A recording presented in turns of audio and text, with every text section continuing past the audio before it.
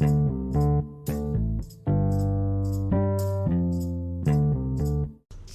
is up? What is going on? Dave at SVA Baseball Card Collectors, and a little special edition. I'm going to talk about eBay.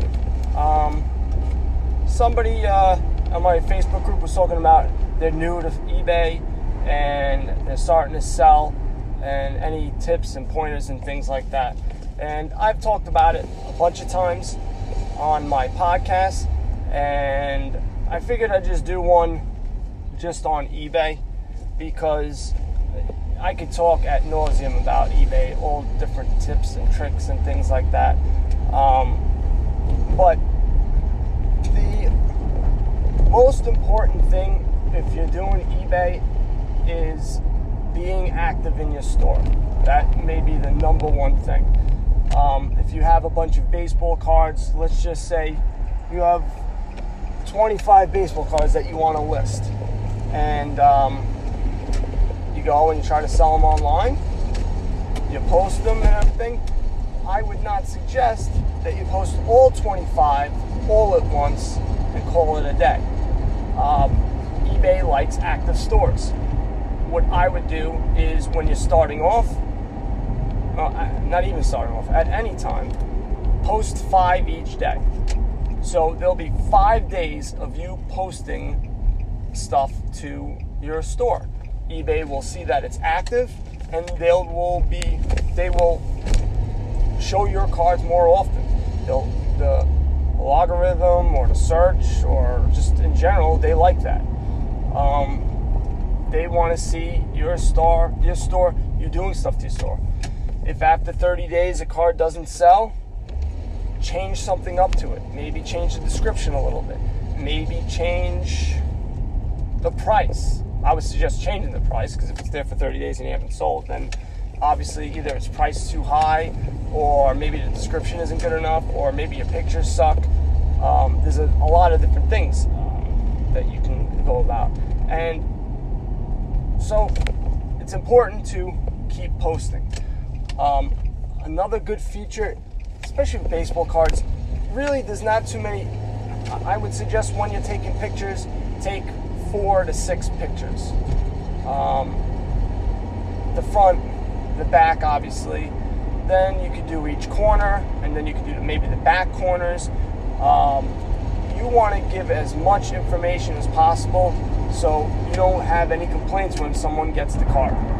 Because people like to complain, people like to, whatever. Some people just trying to get money back, and that will happen as well. So it's important that you take pictures. I suggest also doing a white background. There have been people that go back and forth, and I've watched a lot of video of people using different types of backgrounds to stand out, to be different from the crowd. I've seen just every single thing to do with regards to taking pictures. And I suggest the white background, because also Google likes a white background, and it'll make your things searchable on Google much better. So standard white background. You don't need any crazy lighting. Just make sure it's clear. Make sure it's not too dark. I would suggest taking the baseball card out of the top loader. Don't keep it in the top loader, because you won't be able to see, or the glare from the top loader will also you'll see, that's what you'll see, the glare. You'll see, it won't be as sharp as if you don't have it, out of the plastic and out of the penny sleeve as well. If there's any deformities, marks on it, a corner's messed up, don't try to hide it and conceal it and try to say, hey, I'm going to try to do one, I'm going to let them figure it out. Take a picture of it, say, hey, man, that corner looks a little soft. Make sure people know, because it will come back to you. 100% will. I'm just telling you that. Whatever thing, you might get away with it once or twice, but you will get hit. It always happens. Now with graded cards, it's a little bit more difficult to find 4 to 6 pictures to use, but do it. Maybe post the same pictures twice, because eBay loves a ton of pictures.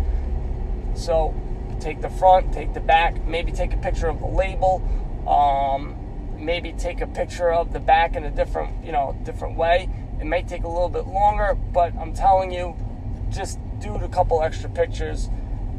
They like it. Descriptions. There are, I forget how many characters, but try to use them all. You want to use as many characters as possible that describe your card perfectly.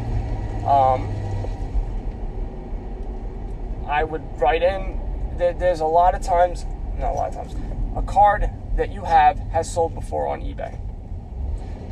They have on the app and on the desktop, sell one like this. Hit that button, most of the stuff will be filled in for you already. So that is a good thing. But you need to change your description. I would have the year, I would have the type of card. So if it's Bauman Chrome Draft, whatever the case may be, write that down, the year, the name, baseball card. I would write baseball card if you have enough. If you don't have enough, then take that out. But write baseball card, and I would put the team that he's on. Some people want to look for New York Mets or Yankees or Red Sox or whatever, Cardinals, Cubs. You get it. I know you got it. So really, really important that you write that down. Maybe you won't be able to fit in St. Louis Cardinals, but throw in Cardinals, throw in Cubs. That is a descriptive thing. Jesus, this guy is slow driving. So, you want to use all the words you possibly can in your description. Once you have that down, copy that, put that in your title. Once you have your title done, copy that, put that in your description. If you want to do free shipping, that's fine. It may help on certain cards, and other cards you may not need to. Like if it's a graded card and it's an older vintage card, I would charge shipping. If it's a newer card and there's a lot of competition to it, I would do free shipping and include that cost into your price. First class was typically, like the most was like $2.99, maybe $3.50, but now it's starting to get to $4 or $5 now. If you're going to, like I'm from New York, if I gotta ship something to California, I've paid like $4 and change, maybe even more, $4.50, $4.75. So just take that into consideration. A lot of people, if they see $4.99, will balk at it and go, what the hell? It doesn't cost that much. So you may have to roll the dice and just put $3.99, and if it's from California, you're losing $1. If it's on a $40, $50 card, don't worry about it. If it's a cheaper card, then it may be something you should take a look at. And maybe either A, don't try to sell it on eBay, maybe try to do it local. Oh, it's so hot. I don't have an AC. So hopefully the air, it doesn't mess with this, the mic too bad. But just be clear, maybe you want to bundle that card instead of just selling that single card. Shipping, always sell international, use global shipping. There's no reason not to. I typically don't sell as much internationally with regards to baseball cards. I come from mostly electronics, used clothing. I did a lot of thrifting.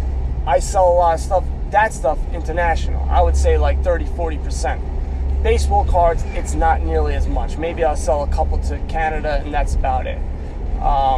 I did sell, however, a New York Yankees jacket to somebody in England, but that's, like I said, clothing. I don't sell too many baseball cards outside of the United States, but you should still do it. And with the global shipping, it's so easy. You're just shipping it to someplace in Kentucky. eBay does all of it for you. There's no reason not to do it. It's real simple. And if you forget to click and it's not global shipping, again, eBay does everything for you. You just follow the progression. They tell you, all right, here's the two. They give you 2 pages that you got to print and you have to put on the package. It's not hard. Packaging your baseball cards, really important. I believe you should put 2 pieces of cardboard. Maybe if you have bubble wrap, the small bubbles, wrap that up and call it a day. You don't need to get too fancy. With bigger cards, if you're shipping like 40 or 50 cards, you're going to need a box.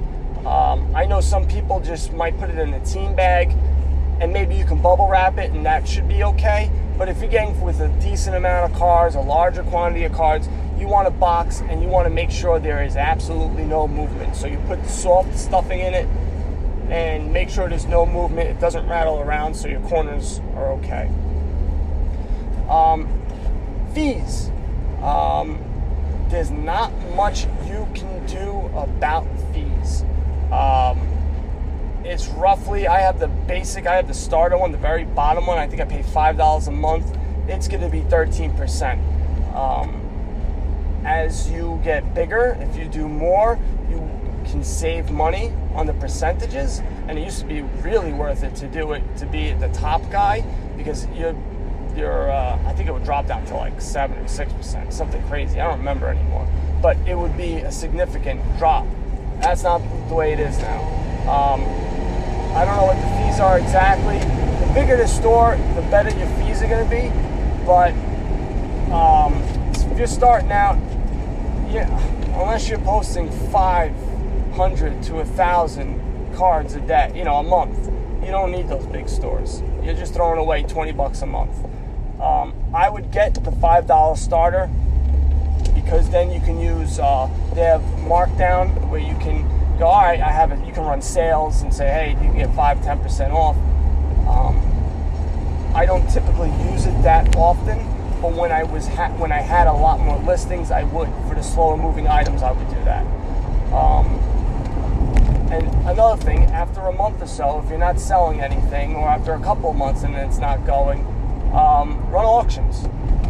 Make sure that the shipping is high. So I would put like $5.99 shipping or $4.99 shipping to cover the cost no matter what. Because if you just sell it for 99 cents, it is what it is. At least you're getting rid of it and you're moving on. Maybe you get a positive feedback, and it'll help your store out. Also, very important, I think, when you are selling your baseball cards, throw in a card for your email address, or if you have a Facebook page that people can go to see your baseball cards, someplace else outside of eBay that they can go to, that you can sell cards. Hey, I'm buying cards as well. Just something to know that you are a collector, or you're buying, you're also selling. It's extremely important. And to that point, be a good salesman. If you notice that they like the Braves, maybe include a couple of common, Braves cards in that pack. It's something that they won't realize. I mean, what is it, 10 cents each one, 5 cents? You're not going to try to sell it anyway. And it's just if it's in your, your house and you want to get rid of them, it's an easy way. You just include them, and people go, wow, I got a bunch of cards for free for no reason. And people do appreciate it. They really do. So I would take a look at that as well. And right now, that's what I got for eBay. It's important that good title, include that in your description, point out any defects, take 4 to 6 pictures, list every day. Those are the keys to eBay. Price aggressively. If you're trying to move stuff for your bigger ticket items, you can overprice, and if you're not looking to sell them right away, and you don't mind waiting, by all means do that. But I would accept offers on everything, because a lot of times people lowball you, but sometimes people give you a decent offer, and you go, look, I'll take $3 or $4 off. That's not a problem. And then you have a sale. So those are some keys for eBay. Thanks for listening. SVA Baseball Card Collectors on Facebook, SVA BB Collectors on Instagram, and people buy some cards and go broke. Later.